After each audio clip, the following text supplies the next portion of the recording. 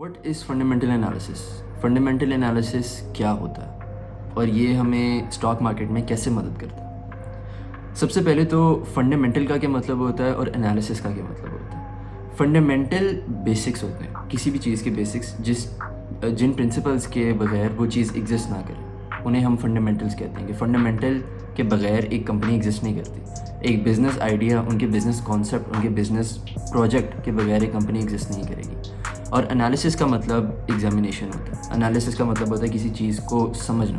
तो जब हम एक कंपनी के बिज़नेस आइडिया को समझते हैं, जब हम एक कंपनी की प्रॉफिटेबिलिटी को समझते हैं, उनके स्टॉक्स लेने से पहले, उनके अंदर इन्वेस्ट करने से पहले, तो उसे हम फंडामेंटल एनालिसिस कहते हैं। अगर आप स्टॉक मार्केट से वाकिफ़ हैं, अगर आपने स्टॉक मार्केट के बारे में थोड़ी सी जानकारी हासिल की हुई है, तो आपने फंडामेंटल और टेक्निकल एनालिसिस का नाम ज़रूर सुना होगा।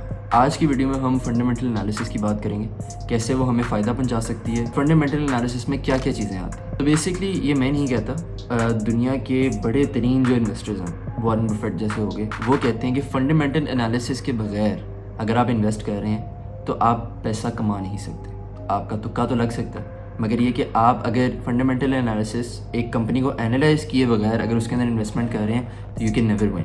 हम फंडामेंटल एनालिसिस को बेसिकली कंपनी का बिजनेस, कंपनी का प्रॉफिट, कंपनी की प्रॉफिटेबिलिटी और कंपनी की फ्यूचर ग्रोथ को एनालाइज करने के लिए यूज़ करते हैं। फंडामेंटल एनालिसिस में दो मेन फैक्टर्स होते हैं, एक क्वालिटेटिव फैक्टर्स और एक क्वांटिटेटिव फैक्टर्स। ये दो मेन फैक्टर्स होते हैं जिनके ऊपर फंडामेंटल एनालिसिस डिपेंड करता है। अगर हम क्वालिटेटिव फैक्टर्स की बात करें तो वो ऐसे फैक्टर्स होते हैं जिनके अंदर नंबर शामिल नहीं होते। फॉर एग्जाम्पल, एक कंपनी का बिजनेस मॉडल, उनका मैनेजमेंट, उनकी प्रोडक्ट्स जो वो बेच रहे हैं, व्हाट आर दे सेलिंग, क्या बेच रहे हैं, क्या सर्विसेज वो प्रोवाइड करते हैं, और उनकी प्रोडक्ट रिसर्च। इसके अंदर उनकी प्रोडक्ट की ग्रोथ भी आ जाती है। फॉर एग्जाम्पल, ऑयल एक ऐसा प्रोडक्ट है जो हम सारे पाकिस्तानी यूज़ करते हैं गाड़ियों के लिए, मोटर बाइक्स के लिए, बसेस के लिए।